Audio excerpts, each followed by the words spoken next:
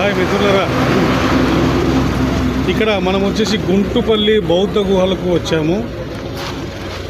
నా వెనుక ఉన్నది గుంటుపల్లి బౌద్ధ గుహల ముఖద్వారం. ఇది ఇక్కడ రోడ్ నుంచి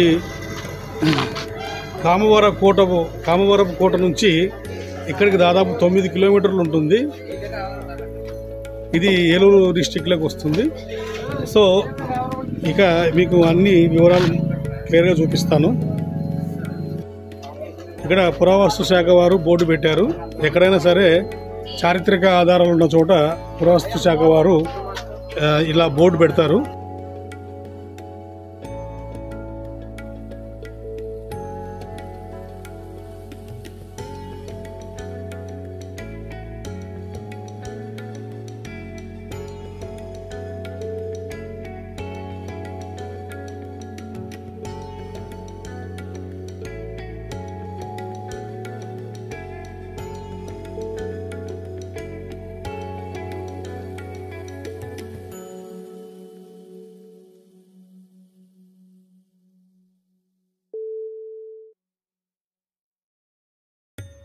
మిత్రులారా, ఇది గుంటుపల్లి బౌద్ధ గుహలు ఇక్కడ ఉండేది. మనము ఎంట్రన్స్లో ఉన్నాము. ఇక్కడ నుంచి మనము నా వెనక నుంచి పైకి వెళ్ళాల్సి ఉంటుంది. పైకి వెళ్ళిన తర్వాత మీకు అన్ని గుహలకు సంబంధించిన డీటెయిల్స్ మీకు చెప్తాను. ఓకేనా? Thank you.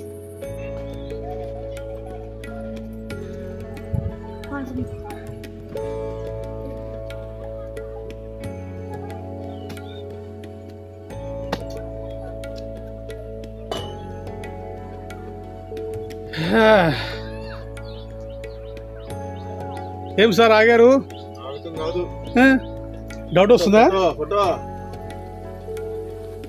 మిత్రులారా, గుంటుపల్లి బౌద్ధ విహార్ కావచ్చు, బౌద్ధ స్తూపాల కోసం మనం వెళ్తున్నాము. అయితే చాలా మెట్లు పైకి చూడండి. అది కూడా చూపిస్తాను. చాలా హైట్లో ఉంది. ఏంటిదో మొత్తానికి ఒక బౌద్ధం కోసం నా అన్వేషణ కాన్సెప్ట్ తీసుకున్నాను. ఇందులో 2 ఉన్నాయి. కష్టం ఉంది, ఫలితం కూడా ఉంది.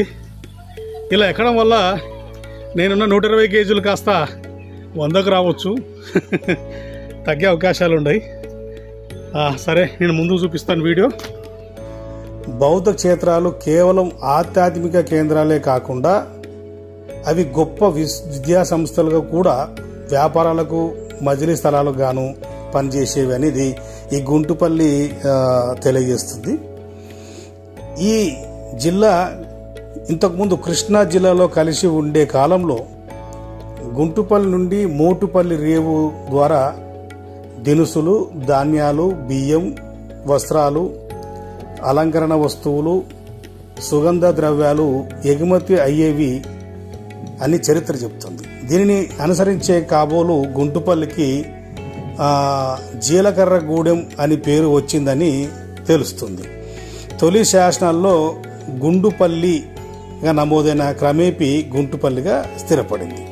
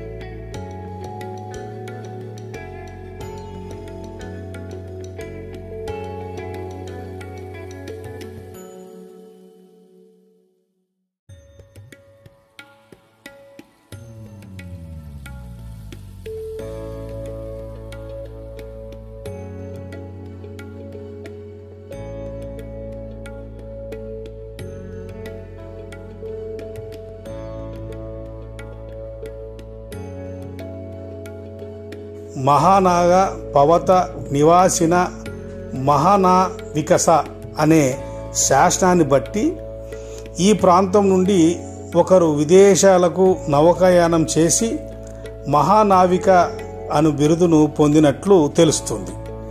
దీనిని బట్టి గుంటుపల్లి వాణిజ్యవేత్తలకు నావికులకు కేంద్రంగా ఉండేదని నిర్ధారించుకోవాలి. అలెగ్జాండర్ రే ఈ ప్రాంతాన్ని నాగులపల్లిగా నమోదు చేశాడు. ఇప్పుడు బౌద్ధ స్తూపాలు గల పర్వతానికి అవలి వైపు అంటే అవతల వైపున ఉన్న గ్రామాన్ని రాజు నాగులపల్లిగా పిలుస్తున్నారు. రెవెన్యూ రికార్డులలోనూ ఇదే విధంగా నమోదైనది. ఆదిమ కాలం నుండి నేటి వరకు ఆదిమ జాతులు ప్రాబల్యమే ఇచ్చట ఎక్కువగా ఉన్నది. బౌద్ధాన్ని స్వీకరించి వ్యాపింపజేసి భారతదేశపు ఔన్నత్యాన్ని పెంచిన నాగవంశీయుల నిర్మితమే ఈ గుంటుపల్లి మహాబౌద్ధ క్షేత్రం.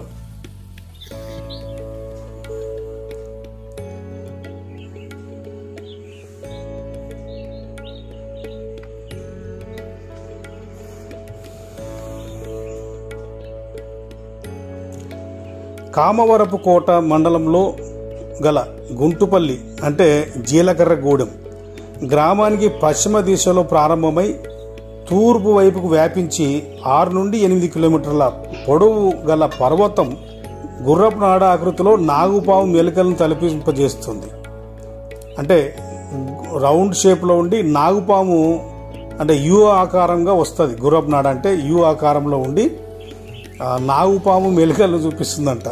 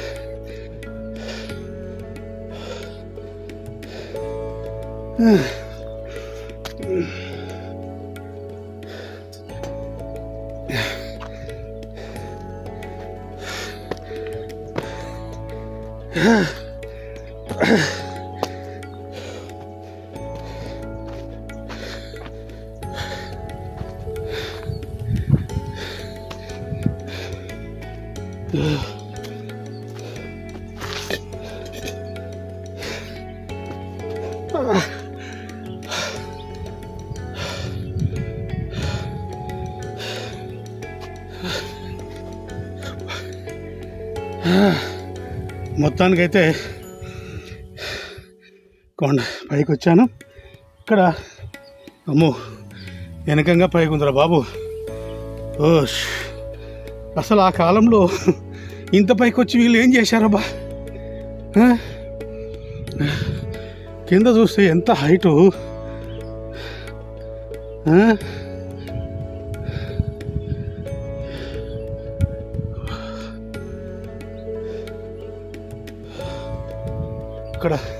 ఇక్కడ బౌద్ధ ప్రాపర్టీస్ ఉన్నాయి, స్తూపాలు ఉన్నాయి.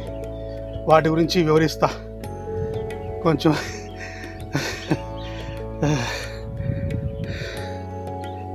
మిత్రులరా, చాలా మెట్లు పైకి ఎక్కించిన తర్వాత దాదాపు ఒక హాఫ్ అన్ అవర్ చెట్టు కింద కూర్చుంటే నా ఆయాసం అంతా తగ్గిపోయింది. మెల్లి కొంచెం మళ్ళీ బూస్టింగ్ కొంచెం వాటర్ తాగి, అంటే వచ్చేటప్పుడు వాటర్ బాటిల్ కూడా బరువు అనిపించింది. కానీ తప్పదు కదా, ఒకవేళ నీళ్ళ బాటిల్ తెచ్చుకోకుంటే మీకు కూడా ఎవరైనా ఇక్కడ వచ్చేటప్పుడు ఈ గుంటుపల్లి బౌద్ధ గుహలకు వస్తేప్పుడు ఖచ్చితంగా కింద కూడా చెప్తారు వాటర్ తెచ్చుకోండి అని చెప్పేసి. వాటర్ తెచ్చుకోకుండా పైకి వస్తే మీ పని అయిపోయినట్టే.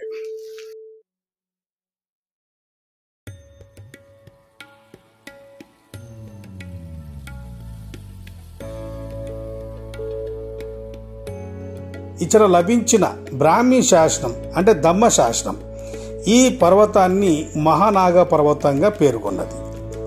బౌద్ధ భిక్షువు మరియు శిల్పి అయిన మహానాగుడు ఈ పర్వతంపై గుహలను తొలిపించి స్తూపాలు నిర్మింపజేశాడని, ఇక్కడే జీవిస్తూ బౌద్ధ ధర్మ ప్రచారం చేస్తూ భిక్షువులు అనేక మందిని తయారు చేశాడని, అందుకే దీనికి మహానాగ పర్వతమని పేరొచ్చిందని చరిత్రకారులు నిర్ధారించారు. ఈ పర్వత గ్రహం నుండి చూస్తుంటే దక్షిణ దిశలో ప్రఖ్యాత బౌద్ధ క్షేత్రమైన పెదవేగి, బౌద్ధ విశ్వవిద్యాలయమైన కంఠమనేని వారి గూడెం, ఆశన్నగూడెం గ్రామాలు కనిపిస్తాయి. నిజమే, పైన కొండపైన చూస్తే కింద కొన్ని గ్రామాలు కనిపిస్తాయి. అయితే ఆ గ్రామాలు ఈ పేర్లను నాకు తెలియదు, ఇప్పుడిప్పుడే తెలుస్తుంది. అంటే ఈ యొక్క కథనం చూస్తుంటే, రాంబాబు అన్న గారు రాసిన ఈ యొక్క మ్యాటర్ చూస్తుంటే అర్థమవుతుంది.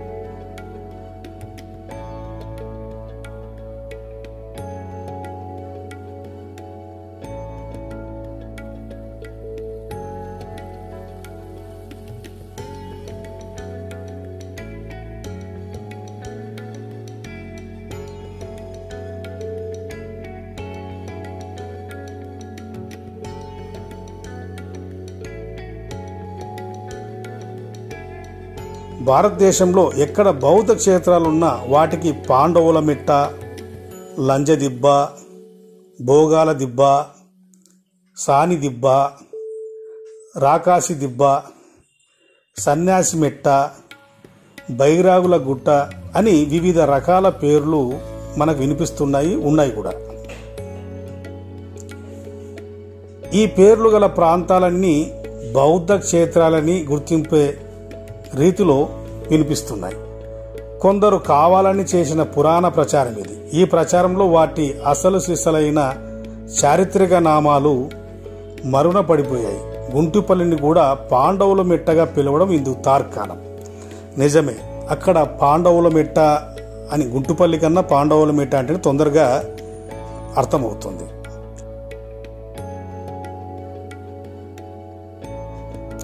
గుంటుపల్లి గ్రామం సముద్ర మట్టానికి 1500 అడుగుల ఎత్తులో ఉన్నది. గుర్రపు నాడాకృతి కలిగిన మహాపర్వతం తూర్పు ముఖం చేసి ఉన్నది. దీనిపైనే అద్వితీయం, ఆశ్చర్యం కలిగించే గుహాలయాలు, స్తూపాలు విస్తరించి ఉన్నాయి. రాబర్ట్ సివెల్ మొదటిసారిగా 1822లో ఈ ప్రాంతాన్ని సందర్శించి బౌద్ధ స్తూపాల ఉనికిని గుర్తించి ఒక రిపోర్ట్ తయారు చేశాడు. తర్వాత అలెగ్జాండర్ రే 1889లో దీనిని నాగులపల్లిగా గుర్తించి తవ్వకాలు జరిపాడు. 1916లో ఏహెచ్ లాంగ్ హాస్ట్ తిరిగి 5 శతాబ్దాల అనంతరం M Venkataramanayya, K Raghavachari, S V Ramanayya, R Subrahmanyam వంటి పురావస్తు పరిశోధకుల ఫలితంగా అపురూపమైన బౌద్ధ సంగారామం వెలుగు చూసినది. ఇక్కడ మనము స్తూపాలు విషయానికి వస్తే స్తూపాల గురించి మనము వివరంగా తెలుసుకుందాము. వేదిక 1 పర్వతి ఉపతలంపై దక్షిణ దిశ వైపు ఎత్తైన వేదికపై మహాస్తూపాన్ని నిర్మించారు. వేదికని చేరుకోవడానికి చంద్రశిలతో ప్రారంభమైన 16 మెట్లున్నాయి. వేదిక చుట్టూ ఇటుకలతో నిర్మించిన ప్రాకారము, దీని లోపల 10 మీటర్ల చుట్టుకొలత, 5 అడుగుల ఎత్తుగల మేదిపై 8.5 మీటర్లు చుట్టుకొలత గల అండము, దానిపై ఛత్రము ఉన్నాయి. చలవరాతితో నిర్మించిన మహాస్తూపం చుట్టూ ఇటుకల పరిచిన 4 అడుగుల వెడల్పు గల శ్రీవీధి ఉన్నాయి. స్తూపానికి ఒక వైపున 3 వృత్తాకార ఉపస్తూపాలు, ఒక చతురస్రాకారపు ఆయక వేదికలు ఉన్నాయి. స్తూపానికి ఎటువంటి ఆచ్ఛాదన లేకపోవడం 2000 సంవత్సరాల నుండి ఇప్పటికీ నవ్యనూతనంగా నిలిచి ఉండడం ఆశ్చర్యమే. ఇక వేదిక 2వ దాని గురించి తెలుసుకుందాం.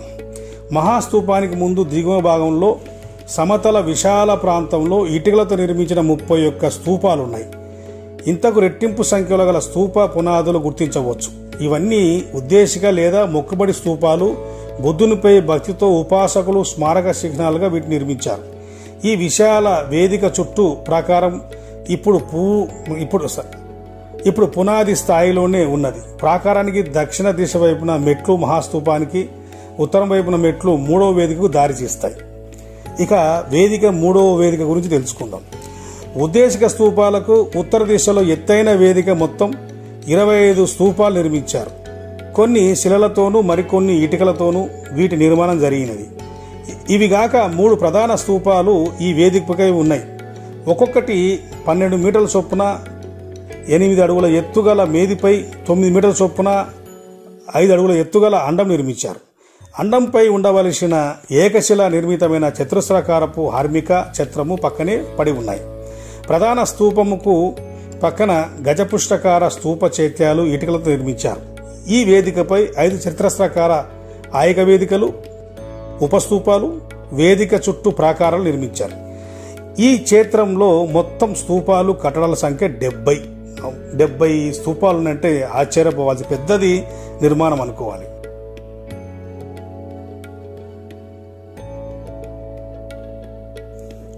అయితే ఇంతకు 3 రెట్లు ఉండేవన్న స్పష్టమైన ఆనవాళ్లు పునాదుల రూపంలో కనిపిస్తున్నాయి. అంటే ఇంకా తవ్వకాలు జరిపితే చాలా బయటికి వస్తాయనేది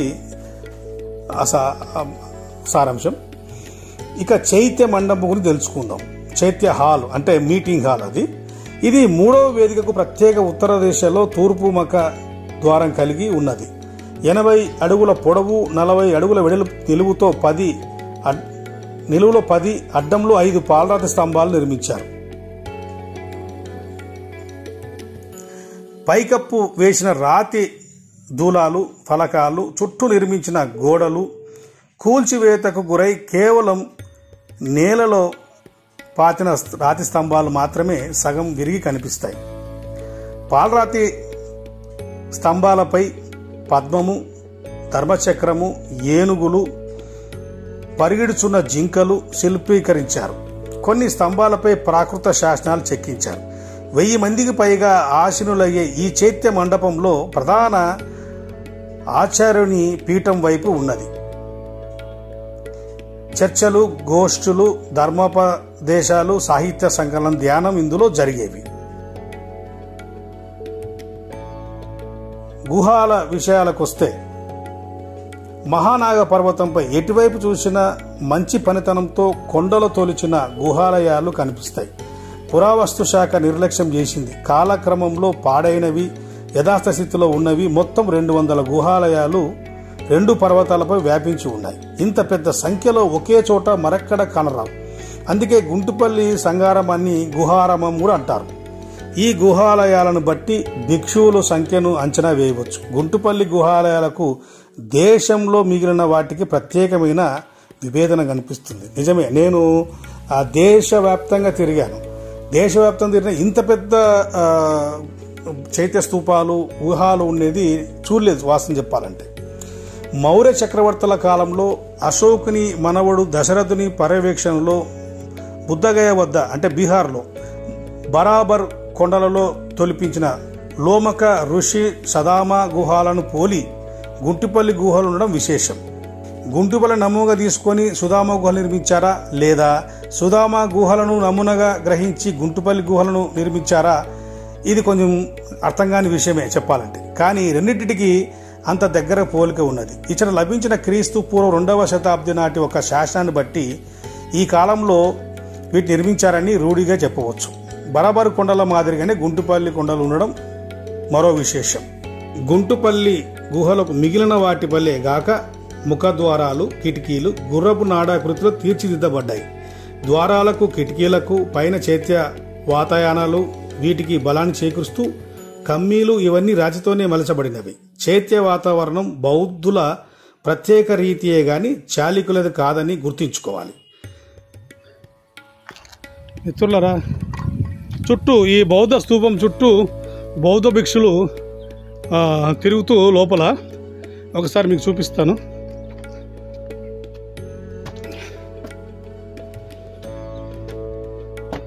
ఇలా బౌద్ధ స్తూపం చుట్టూ తిరిగే వాళ్ళు పంచశీల వల్లిస్తూ, అష్టాంగ మార్గాన్ని వల్లిస్తూ, నమో బుద్ధాయ అనుకుంటూ ఈ యొక్క ఆయనని ప్రసన్నం చేసుకునే వాళ్ళు.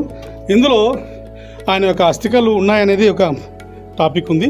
ప్రపంచవ్యాప్తంగా అంటే ఎక్కడైతే అఖండ భారతదేశం కావచ్చు, బౌద్ధము వెలిసిన ప్రాంతాలలో, పురాతన కట్టడాలలో ఆయన యొక్క బౌద్ధ అస్థికలు కొన్ని అంటే బాడీలో ఏదో ఒక పార్ట్ ఆ ప్రాంతాలలో పెట్టారనేది ఒక చెప్తున్నారు. సో ఇది చూస్తున్నారా మిత్రులరా, ఇవన్నీ బౌద్ధ స్తూపాలంటే బౌద్ధ కాలంలో బౌద్ధ భిక్షులు స్థాయిని బట్టి, వాళ్ళ సర్వీస్ని బట్టి, అంటే చనిపోయిన బౌద్ధ భిక్షులకు సంబంధించి స్మారక స్తూపాలు అవి. వీళ్ళందరూ ఎంతమంది బౌద్ధ దేశవ్యాప్తంగా ఉండే వాళ్ళందరివి ఇక్కడ బౌద్ధ స్తూపాలు కట్టించారు.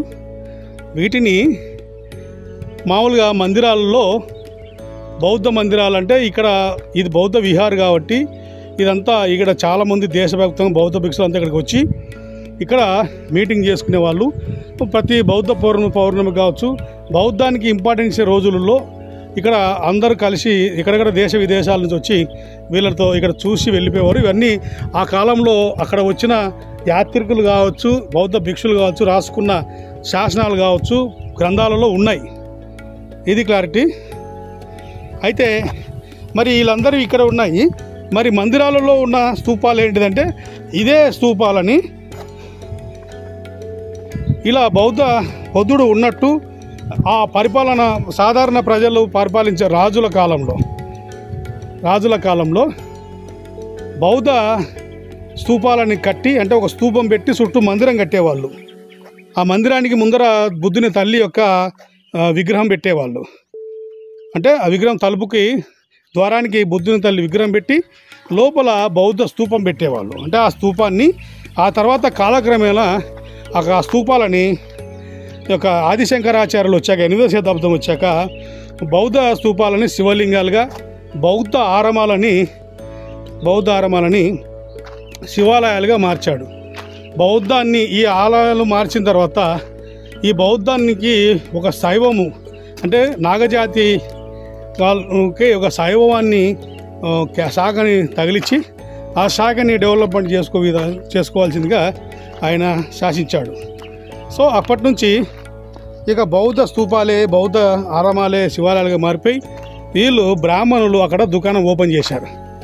చూడండి, ఇక్కడ ఇది చుట్టూ శివలింగాలు ఉండడానికి కారణము ఇక్కడ సెంటర్లో బౌద్ధ స్తూపమా శివలింగమా? ఇది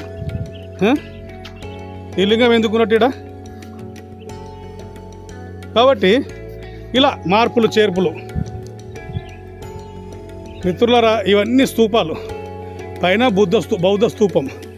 ఇవన్నీ బౌద్ధ కాలంలో బౌద్ధ సన్యాసులకు స్థాయిని బట్టి వాళ్ళు చనిపోయిన తర్వాత వారికి స్మారక స్తూపాలు ఇవి.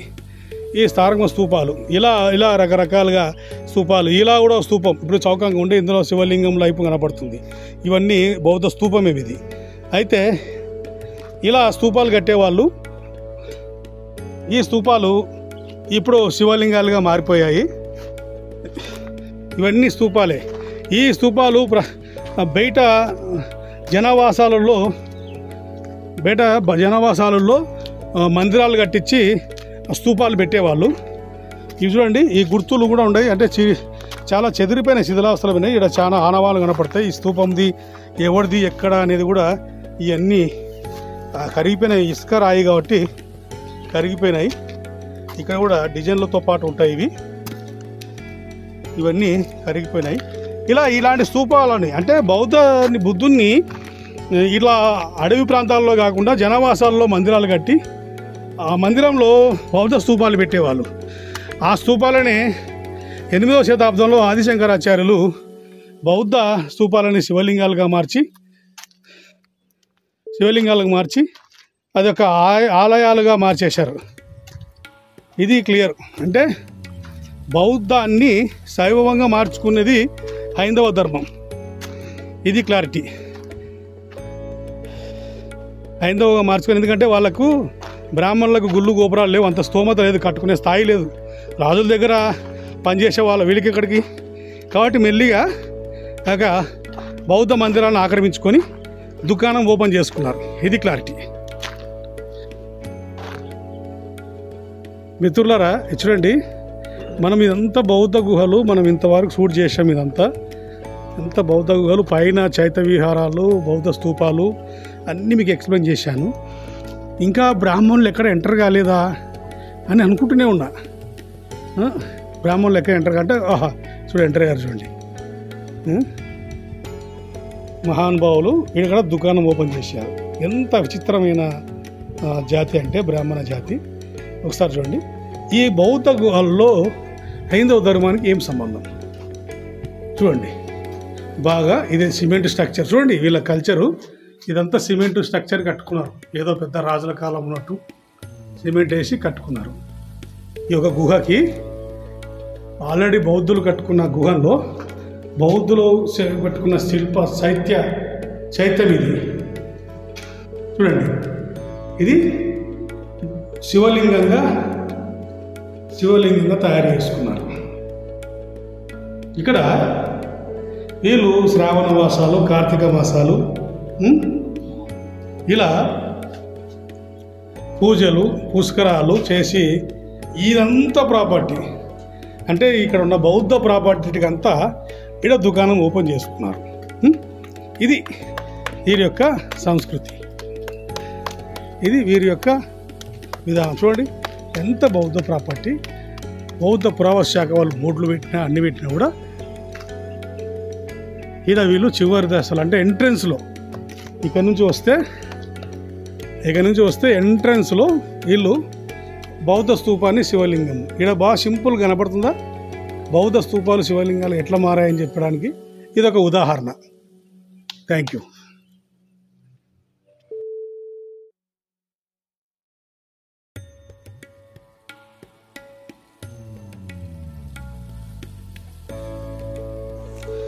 ఇక పురావస్తు సామాగ్రి, ధాతు గర్భిణి స్తూపాల వద్ద కరండాలు, శాసనాలు, బుద్ధ ప్రతిమలు, ఇతర నిక్షిప్త సామాగ్రి విశేషంగా లభించింది. 2 దశలలో 3 బరిణెలు లభించాయి. 1968-69 సంవత్సరంలో ఎంఎస్ ప్రసాదరావు గారు జరిపిన తవ్వకాల్లో 4 స్మారక స్తూపం వద్ద ఒక రాగి బరిణ లభించింది. దీనిలో వెండి, బంగారు బరిణలు ఉంచబడ్డాయి. బంగారు బరిణలో ఎముకతోనూ స్ఫటికతోనూ చేసిన 2 రకాల పూసలు. 3వ స్మారక స్తూపంలో 2 బింబాకారపు లోహపు వస్తువులు దొరికాయి. 1976-77 కాలంలో ఒక దానిలో మరొకటి ఉంచిన రాగి, వెండి, బంగారు బరిణలు లభించాయి. బుద్ధుని శారీరక ధాతువు, ఇతర వస్తు సామాగ్రి పసిడి కరండంలో ఉంచిన ఒక చోట ప్రతిష్ఠించిన బుద్ధుని శారీరక ధాతువు, ఇతర వస్తు సామాగ్రిని పసిడి కరండంలో ఉంచి ప్రతిష్ఠించిన దానిపై స్తూప నిర్మాణం చేశారు. ఇదే ధాతుగర్భ స్తూపం పాలక చక్రవర్తులు, భిక్షువులు, ప్రజలు కలిసి అత్యంత వైభవంగా ధాతు పూజోత్సవాన్ని జరుపుకునేవారు. గుంటుపల్లి క్షేత్రంలో మొదటి దశలో బంగారు భిక్షపాత్ర, పూసలు, బరిణలు నిక్షిప్త చేయగా, 2వ దశలో మహారాజు లీలాసన భంగిమలో పద్మపీఠంపై కూర్చున్న పద్మపాణి బుద్ధుని బంగారు విగ్రహం నిక్షిప్తం చేయబడింది. పద్మపీఠంపై బౌద్ధుల అత్యంత ప్రతిష్టారకమైన హే ధర్మహేతు ప్రభువా అనే శ్లోకాన్ని దేవనాగరి లిపిలో చెక్కబడి ఉంది. శిలా మంజూషిక, కాగి కరండం, స్వర్ణకరండం, బంగారు పూసలు, బుద్ధ ప్రతిమలు వంటి ఎన్నో అపురూప వస్తువులు లభ్యమయ్యాయి. కుడి చేతిలో పద్మం, ఎడమ చేతిలో సింహకర్ణము కలిగిన అతి సౌందర్యమైన బుద్ధుని పాలరాతి విగ్రహం, బోధిసత్వ పద్మపాణి, పంచలోహ విగ్రహం కూడా ఇక్కడే లభించాయి. ఇది చాలా వరకు మద్రాస్ మ్యూజియంలో భద్రపరిచారు. లభించిన వస్తు సామాగ్రిని బట్టి గుంటుపల్లి థేరవాద శాఖగా ప్రారంభమై చివరిలో మహాయాన, వజ్రయాన కేంద్రాలుగా తన రూపం మార్చుకున్నది. బౌద్ధుల కాలం నుండి నేటి వరకు జిల్లా ప్రజలందరిలోనూ ఒక నమ్మకం ఉన్నది.